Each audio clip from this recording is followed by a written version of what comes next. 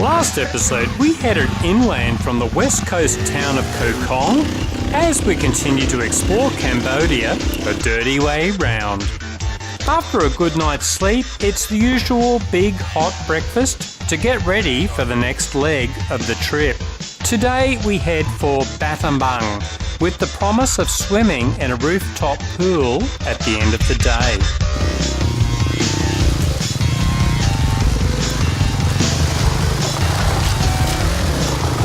The beer fines are an awesome idea. Somehow, just enough guys crash or break the rules each day to supply the perfect number of beers every afternoon. And I suspect with the double demerit points, there will be a surplus this afternoon. Regular viewers will know I occasionally get all philosophical, and it's time to do so now in this series. So, bail now if it's not your cup of tea. I spoke to a few of the guys who said this trip was a life-changing experience. I asked them why, and they weren't sure, but they said being faced with the poverty so many Cambodians live in, but also experiencing something so outside of their normal experience had really shaken them up. In a good way. Why? Well, I have a theory about all that, and regular viewers will be familiar with some of this. In our cavemen days, we men would go out to hunt the woolly mammoth. Of course, usually we would have no luck, and all we would have would be hard luck stories about the mammoth that got away. But this hunting got us out of the house for a while, and we could go on these big adventures, talk shit around the campfire, then recharge our batteries to come back and play with the kids and try and find our wives' G-spot. In essence, we had evolved to be adventurous in our role as provider for the family and tribe. Or, if you're a fundamentalist Bible Belt Christian, God made us that way. Fast forward a few tens of thousands of years, and look, things are looking way better for our women folk. They have equal rights, they can work and vote, and they can divorce us if we get overly caveman-like on their asses. But what happened to our mammoth hunting caveman? He has increasingly become a slave to the 9 and 5 work grind, behind a desk or in a factory.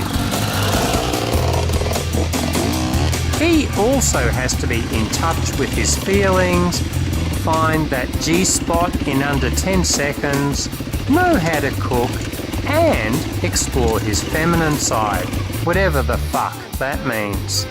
Look, none of these are bad things, of course, but what happened to the sense of adventure? We have evolved, or were created by a fundamentalist God, to thrive on a certain amount of risk and stupidity in largely fruitless labours like hunting the woolly mammoth.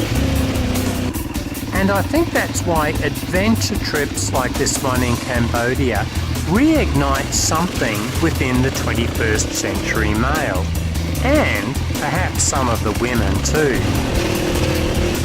Is this sensible? Probably not. But then plenty of things our wonderful women are into don't make much sense either. Such as buying that 94th pair of shoes, or going on that feng shui Mongolian cooking course that promises to realign their chakra points.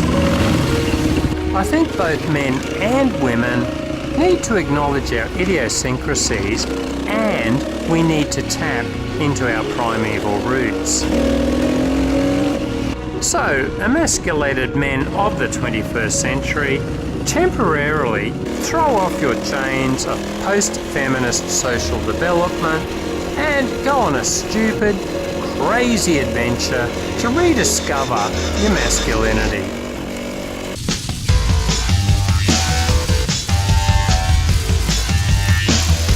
So, in conclusion, can middle-aged men fly?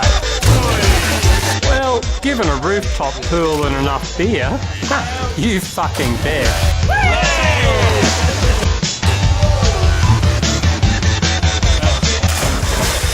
The man responsible for this carnage? I might just be.